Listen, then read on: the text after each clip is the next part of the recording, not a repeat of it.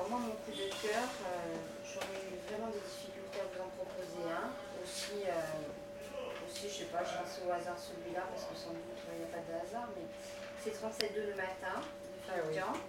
Je l'ai lu il y a très très longtemps quand il est sorti.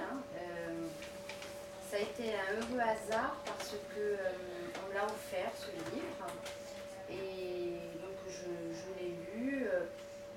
Je ne connaissais pas l'auteur, pourtant il était assez connu à l'époque, il avait écrit Zone érogène, mais j'étais presque gamine, donc c'était aucune connaissance sur l'auteur. Et dès que j'ai touché la première page, je suis rentrée complètement dans ce roman parce que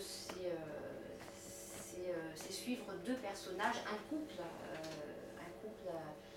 complètement trash, surtout la femme Betty, qui un jour déboule dans la vie du narrateur dont on ne connaît pas le nom, et qui déboule dans sa vie et qui va complètement bouleverser son existence. Et surtout, cette Betty, qui est d'une fantaisie, d'une folie incroyable, elle est persuadée que le narrateur est un grand écrivain. Et il écrit cet homme et elle veut absolument qu'il soit publié, donc elle va se battre pour qu'il soit publié. Et si vous voulez, bon, je ne vous raconte pas le roman, mais à un moment donné, elle est complètement désemparée parce que le retour des éditeurs est toujours négatif, parce qu'à un moment donné aussi, elle pense qu'elle est enceinte et ça se révèle un échec, et elle va sombrer progressivement dans la folie. Et parallèlement, il y a le regard que le narrateur porte sur elle, qui est un regard amoureux d'abord, parce que c'est un livre très sensuel. Et en plus, à côté de ça, c'est la désespérance, parce qu'il est complètement impuissant devant la folie de cette femme qui est en train de se saboter toute seule et qui sombre progressivement. Et à l'intérieur aussi de ce roman, il y a le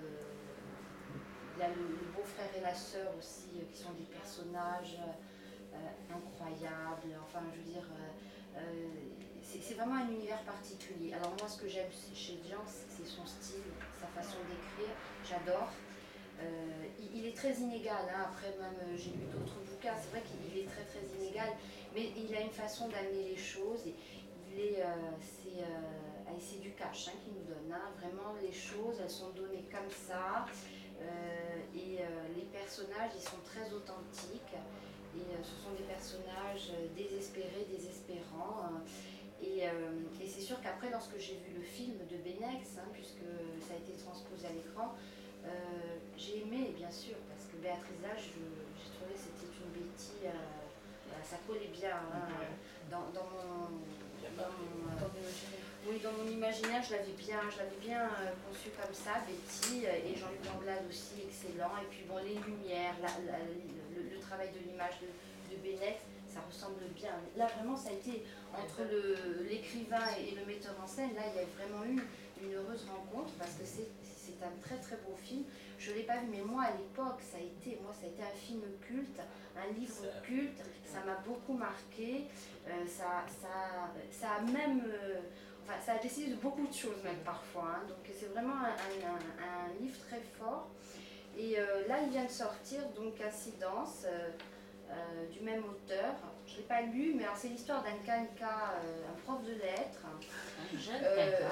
Donc un jeune quinca, très séduisant, et qui n'arrête pas de séduire ses petites étudiantes, et qui un jour va regarder une femme de son âge, qui va se rendre compte qu'il est capable de tomber amoureux, et très très amoureux d'une femme de son âge. Et donc, je ne sais pas vous en dire plus, je ne sais pas, mais... La critique était très bonne, moi pareil, je ne l'ai pas encore, il paraît qu'il est super, parce que c'est vrai qu'il est parfois inégal, moi j'aime, mais celui-ci je ne l'ai pas lu, mais... Voilà, mais voilà, j'ai lu une interview de lui par rapport à ce bouquin, j'ai adoré ce qu'il a dit, donc j'ai dit bon, ça m'étonnerait... Et puis c'est très moral, a priori, comme ça. Ouais. On va voir, on va bons amis.